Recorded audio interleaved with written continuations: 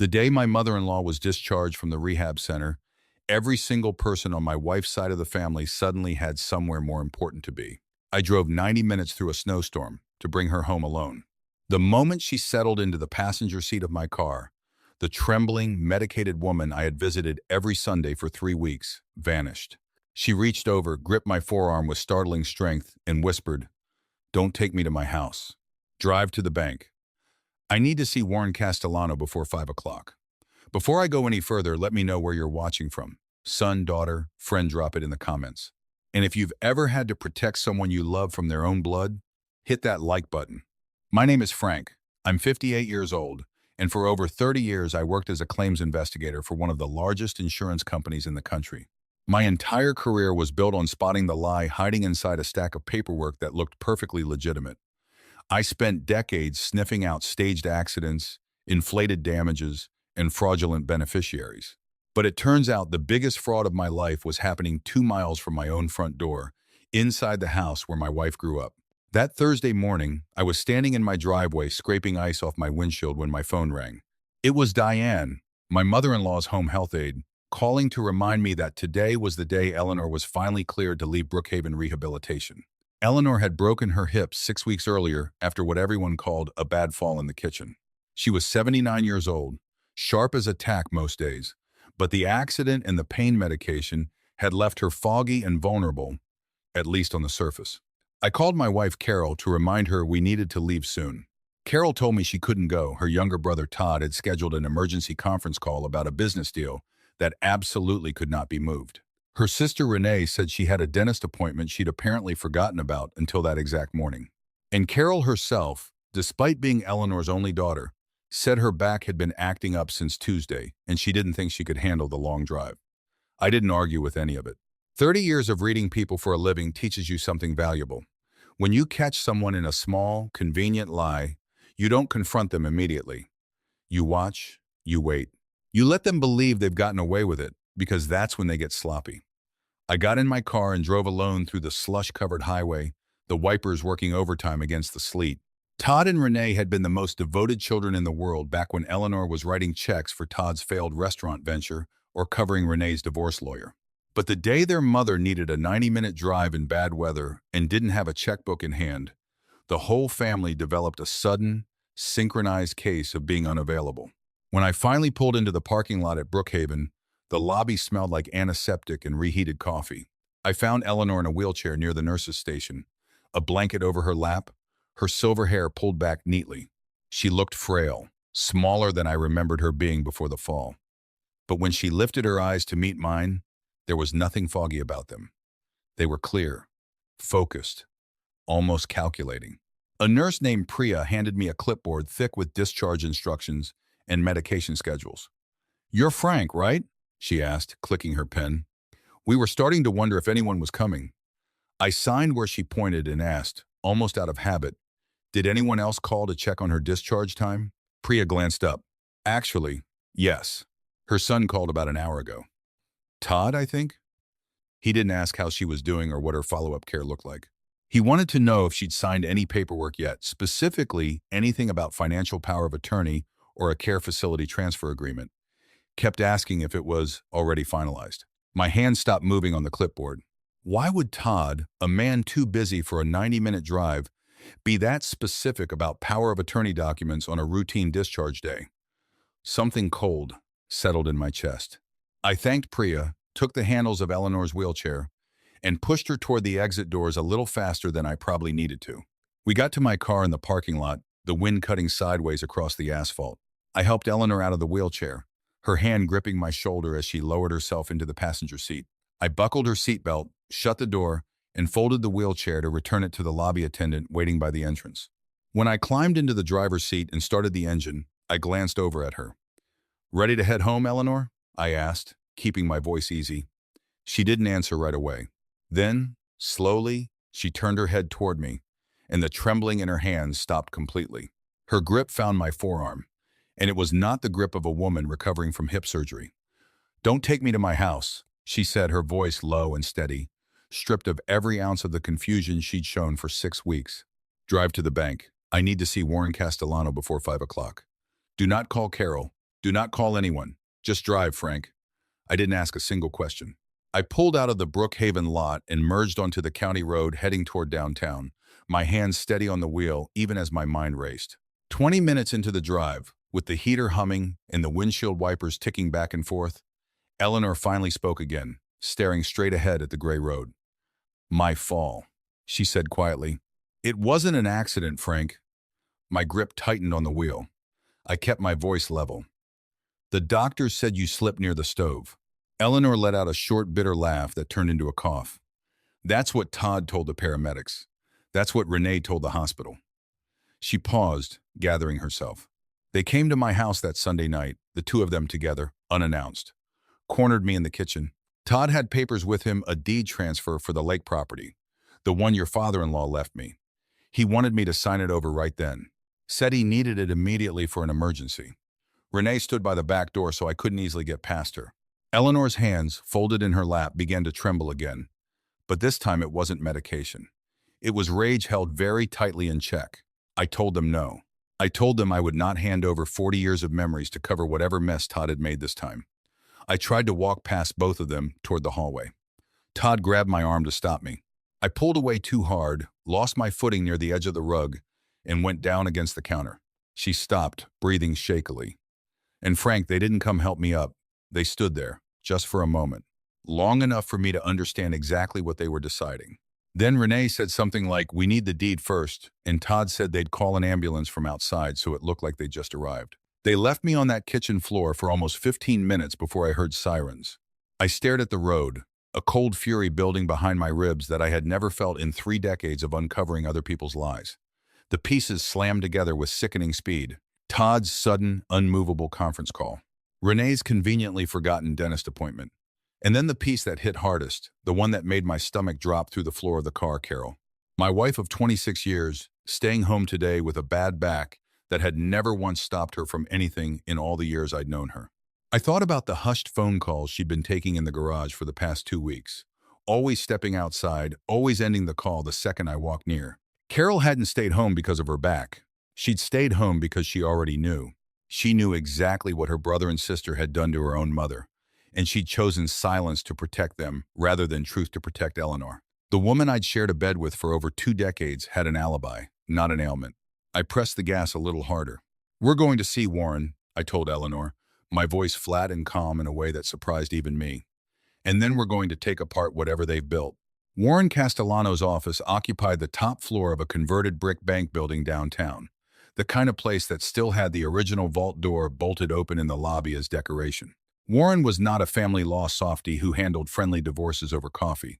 He was Eleanor's estate attorney of nearly 15 years, a compact, precise man in his early 60s who billed by the 6-minute increment and had never once, according to Eleanor, lost a case out of sentimentality.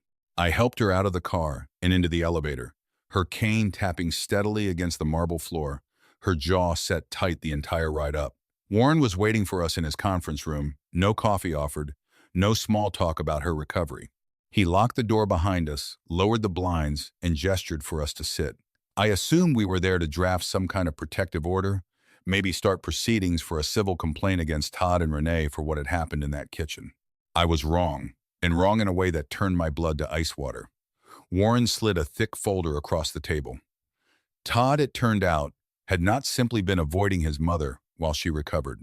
He had been busy in an entirely different way. 4 days earlier, Todd had filed an emergency petition in county probate court requesting an immediate conservatorship over Eleanor, full control of her medical decisions and, more importantly, her considerable estate, including the lake property and a retirement account built up over 4 decades of careful saving. According to the sworn petition, Todd claimed his mother's recent fall was the result of a sudden, severe cognitive decline, that she was becoming dangerously disoriented, unable to manage medications, finances, or her own safety, and that immediate intervention was required before she hurt herself or squandered irreplaceable family assets. Warren looked at me with the flat, unblinking calm of a man who had seen every version of this scheme before. If I drove Eleanor back to her own house today, or brought her to mine where Carol was supposedly resting her back, we would be walking directly into a legal trap that Todd had already built the walls of. Todd had secured a preliminary hold, a document signed by a doctor at a small clinic 2 counties over. Someone Warren had never heard of in 15 years of practicing elder law in this city, which told him everything he needed to know about how that signature had been obtained. That signed hold was the loaded weapon aimed squarely at Eleanor's independence. If she went home and Todd called the county sheriff's office presenting his petition in that medical hold, officers would have no legal choice but to comply. They would be required to take Eleanor into protective custody and transport her to a locked geriatric psychiatric facility while a judge finalized the conservatorship, all without her ever getting the chance to speak for herself in front of that judge. Once inside, sedated and compliant, Todd would be granted full authority. He could sell the lake property. He could drain the retirement account. And it would all be perfectly legal, sanctioned by the court, hidden behind the mask of a devoted son protecting his declining mother. I sat frozen in the leather chair while Warren laid out the timeline, and my mind, trained by 30 years of chasing fraudulent claims, began connecting every thread automatically. Renee blocking the back door that Sunday night, Todd grabbing Eleanor's arm hard enough that she fell, then waiting outside before calling for help, giving the story time to calcify into a tragic accident rather than what it actually was. They had spent 6 weeks quietly building a medical narrative to support a fabricated diagnosis. And then the final, most devastating piece locked into place. Carol had stayed home today specifically because she knew Todd needed me to deliver her mother straight into his hands, and she couldn't bear to watch it happen in front of her. She hadn't lied to protect herself from an uncomfortable day. She'd lied to protect her siblings from consequences at the cost of her own mother's freedom. The room went quiet, heavy, with everything none of us wanted to say out loud. Eleanor looked at me, her bruised knuckles pale against the arm of her chair, her expression resolute despite everything. We were caught in a trap, and at that exact moment, the law was pointed directly at the two of us. Warren crossed his arms and leaned back against the edge of his desk. He wasn't panicked. Men like Warren didn't do panic, they did strategy. "Why the rush?" he said quietly, more to himself than to us. "I've seen greedy children wait years, sometimes decades, circling a parent's estate without ever risking something this reckless. Filing a fraudulent emergency petition, paying off a doctor for a fake hold, that's not patience, that's desperation. Something changed recently. What's the ticking clock here?" That single question cut through the fog of shock still clouding my thinking, and the investigator, part of my brain, the part trained over 3 decades to ignore emotion and follow the paper trail, switched fully on. In my line of work, people lie constantly, but financial records never do. There's always an anomaly, a sudden deviation from a person's normal pattern, a moment where desperation overrides good judgment. I closed my eyes and started sorting back through the last several months, stripping away the small talk at family dinners and the casual mentions of new purchases, looking for the crack in the pattern. I found it almost immediately, once I stopped protecting people in my memory the way I'd been protecting them in real life. 3 months earlier, at a barbecue at our house, Todd had shown up in a brand new leased truck, wearing a watch that definitely hadn't come from any restaurant job, talking loudly about a massive commercial contract he just landed for his construction supply business. At the time, I'd assumed it was typical Todd bravado. Now it read entirely differently. A man doesn't lease a $60,000 truck and start dropping hints about big contracts unless he's either genuinely thriving or desperately trying to look like he is, while something underneath is quietly collapsing. Warren, watching the realization move across my face, nodded slowly. "Pull whatever you can on his business," he said, quietly. "You know how to do it better than any private investigator I could hire." For the first time since Eleanor whispered those words in the car, I felt something other than fear or fury. I felt useful. I felt like the 30 years I'd spent tracking down other people's fraud had prepared me, almost precisely, for this exact fight. That afternoon, Warren arranged for Eleanor to stay in a quiet, extended stay suite across town under a name that wasn't hers, paid for in cash through his firm's operating account, so there would be no trace back to either of us. I couldn't stay there myself. If I vanished entirely, Todd would immediately suspect I was onto him, and he would accelerate whatever he had planned next. I had to go home. I had to walk through my own front door, hang up my coat, and look my wife in the eye without letting a single ounce of what I now knew show on my face. The thought made my stomach turn, but 30 years of interviewing liars for a living had taught me exactly how to keep my expression blank while my mind worked. I told Eleanor to keep the deadbolt locked and not answer the door for anyone but Warren or me. Then I drove home through the same slush and sleet, rehearsing the story I'd tell Carol, smoothing every trace of rage out of my voice before I even reached our street. I was 2 minutes from the driveway when my phone rang. It was Carol. I let it buzz twice before answering, forcing my pulse to slow. "Frank, where are you?" she said, her voice tight, breathless, doing a very convincing impression of panic. "Where's my mother?" The rehab center called and said she was discharged hours ago. I kept my eyes on the road and my voice carefully bored. "Sorry, I should have called. Your mom had a dizzy spell right after we left, so I didn't feel right bringing her all the way home yet." There was a half-second of dead silence on the line, so brief most people wouldn't have caught it. I caught it. It was the sound of a plan not going the way it was supposed to. "Where did you take her?" Carol asked, and the worried daughter act had thinned considerably in just those 5 words. "Riverside Urgent Care, over on 5th, I said smoothly, naming a real clinic 3 miles from a route Todd would never think to check. "They're keeping her a couple hours to monitor her blood pressure. I'm grabbing coffee across the street while I wait." "You should have called me the second something happened," Carol said, her recovered concern sliding uneasily back over whatever calculation had briefly shone through. I hung up and sat in my driveway for a full minute before going inside, watching my own hands on the steering wheel, waiting for them to stop shaking with anger before I trusted myself to walk through that door and pretend to be a fool for one more night. The next morning, Warren called me before 8. "We need to move fast on the medical side," he said. "If Todd's hold claims severe cognitive decline, we bury that claim completely before it ever reaches a judge's desk.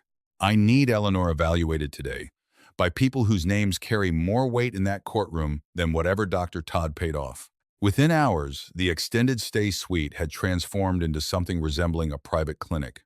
Warren didn't just make calls, he called in 15 years of professional favors.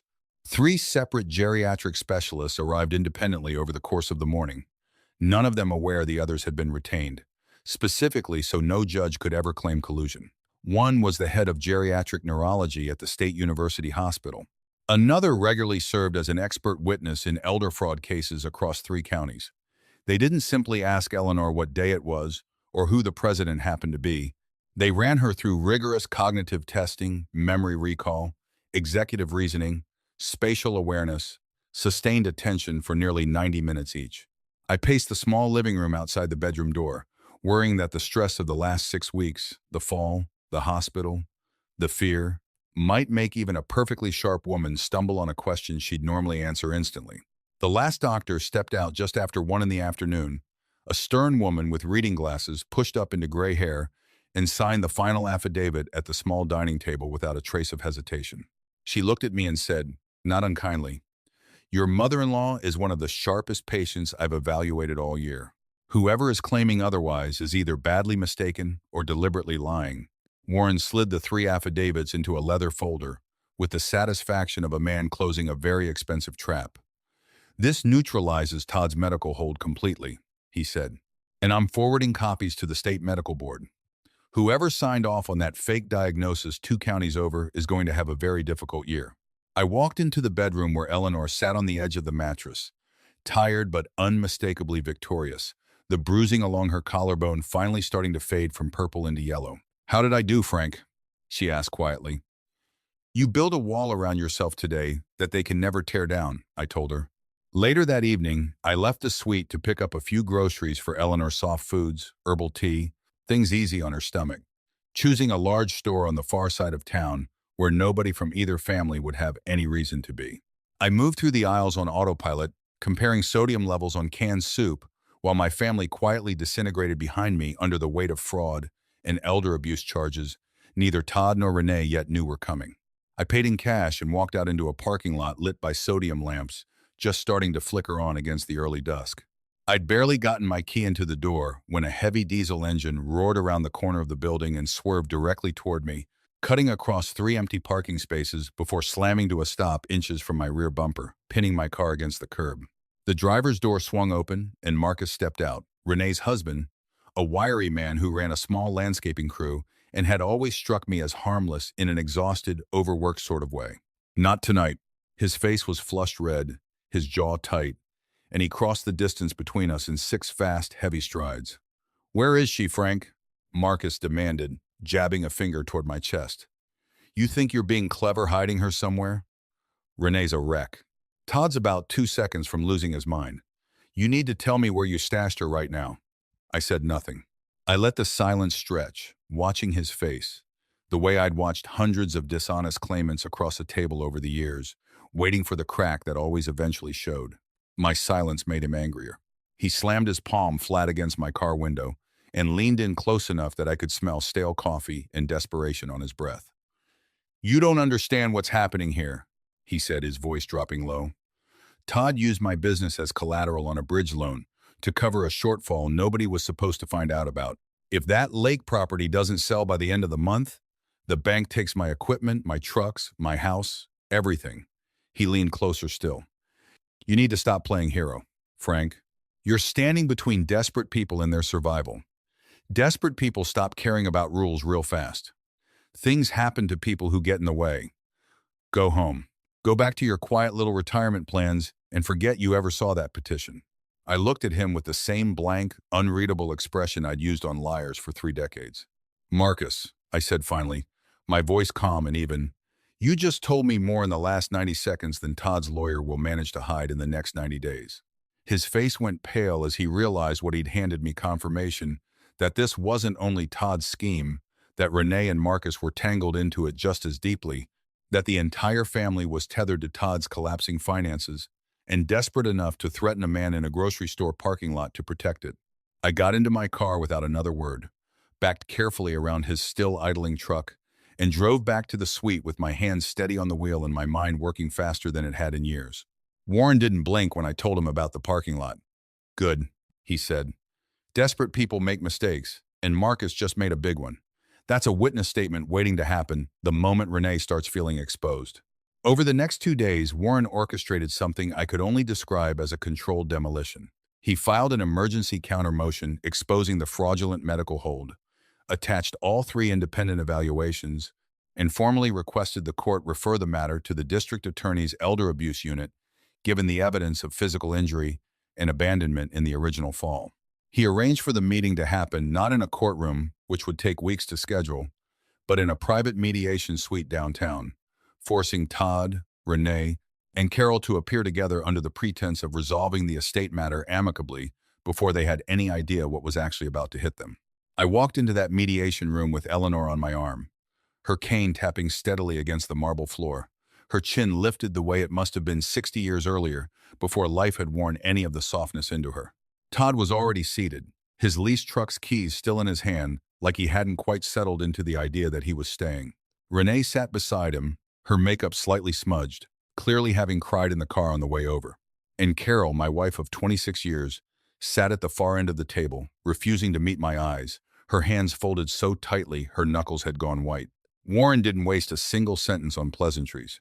He laid out the 3 independent psychiatric evaluations first, sliding copies across the table so there could be no argument about their legitimacy. Then he laid out the timeline of the fall itself, cross-referenced against the emergency room intake notes, which showed a 15-minute gap between the estimated time of injury and the 911 call, a detail the hospital had noted, but nobody had thought to question until now. Then he laid out the fraudulent medical hold, the unlicensed clinic doctor 2 counties over whose signature was already on its way to a state medical board investigation. And finally, he laid out the financial motive Todd's business loan, secured against Marcus's landscaping company, both men now facing imminent foreclosure the moment the scheme collapsed, which it just had. Todd's face drained of color in real time. Renee started crying before Warren had even finished the sentence about the medical board referral. But it was Carol's reaction that I watched most closely, because it was the only one I still needed to understand. She didn't defend her siblings. She didn't attack me. She simply put her face in her hands and said, very quietly, I didn't know it would go this far. I thought it was just about the money. I didn't know he'd actually hurt her. Eleanor, sitting beside me, looked at her daughter for a long moment, and then looked away, out the window at the gray afternoon light, and said nothing at all.